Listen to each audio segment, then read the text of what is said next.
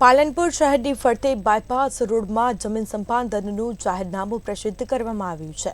મહત્વપૂર્ણ કહી શકાય, જેમાં જે ગામમાંથી બાયપાસ નીકળનાર તે સર્વે નંબર જાહેર કરાયો છે. સાથે જ પાલનપુર વાસીઓને ખુશીની વાત એ છે કે વર્ષો જૂની ટ્રાફિકની સમસ્યાઓમાંથી તેમને છુટકારો મળશે.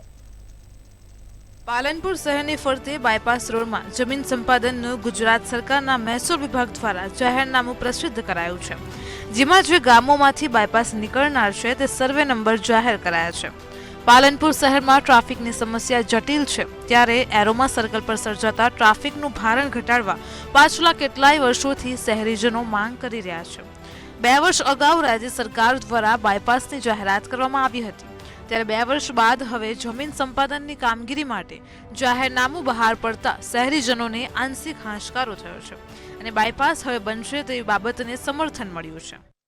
પાલનપુરની અંદર જાહેર જનતા ટ્રાફિકના કારણે બહુ કંટાળેલી છે અને ચારે બાજુએ બહુ ટ્રકોની લોબી લાઈનો લાગે છે. તેના કારણે બહુ ટ્રાફિક થઈ જાય છે અને પાલનપુરની પબ્લિકને બહુ સમસ્યા ઉત્પન્ન થાય છે.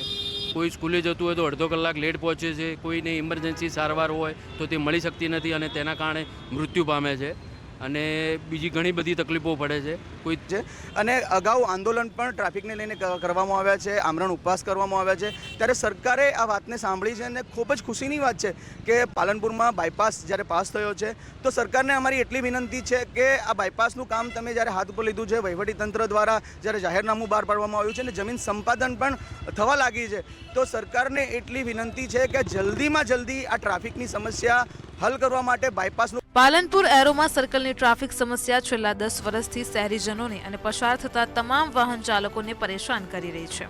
હનુમાન ટેકરી, આરટીઓ સર્કલ, ગથામણ પાટિયા, ગુરુ નાનક ચોકે અનેકવાર અકસ્માતો સર્જાય છે, જ્યારે નોકરી ધંધો રોજગાર કરતા લોકો પણ આ ટ્રાફિકમાં અટવાતા મુશ્કેલીઓ અનુભવે છે. ત્યારે આ ટ્રાફિક સમસ્યાના નિવારણ માટે બાયપાસની જે મંજૂરી મળી છે તેનું કામ હવે ખૂબ ઝડપથી થાય અને લોકોને ટ્રાફિક સમસ્યામાંથી છુટકારો મળે તેવું શહેરીજનો ઈચ્છી રહ્યા છે.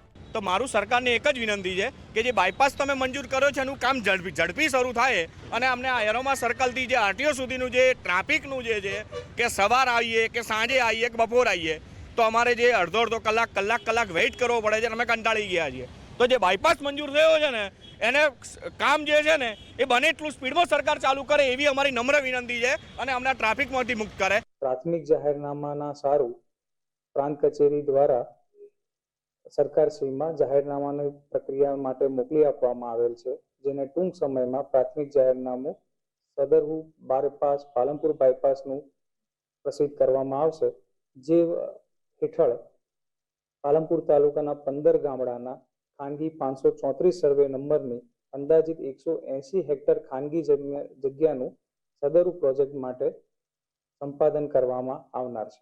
અમદાવાદ હાઈવે જોગાણાથી શરૂ થઈ ડીસા હાઈવે ચડોતરથી આબુ હાઈવે સોનગઢ ગામ પાસે 4 લેન હાઈવે નીકળશે, જેમાં જગાણા, ભાગળ, વાસુણા, સાગરોસુણા, સોનગઢ સહિતના ગામોના કેટલાક સર્વે નંબરો પરની જમીનો આવરી લેવાશે. જે ખેડૂતોની જમીનો બાયપાસ માટે વચ્ચે આવી રહી છે તે સર્વે નંબર જાહેરનામું બહાર પાડીને જાહેર કરવામાં આવ્યું છે. આ જમીન બાયપાસમાં આવરી લેવાશે. જગાણા ગામથી બાયપાસ નીકળી અને સોનગઢ સુધી બાયપાસનું કામ થશે, ત્યારે પાલનપુર શહેરની ટ્રાફિક સમસ્યામાંથી પણ શહેરીજનો અને વાહન ચાલકોને છુટકારો મળશે. રમેશ પટેલ, મંતવ્ય ન્યૂઝ, બનાસકાંઠા.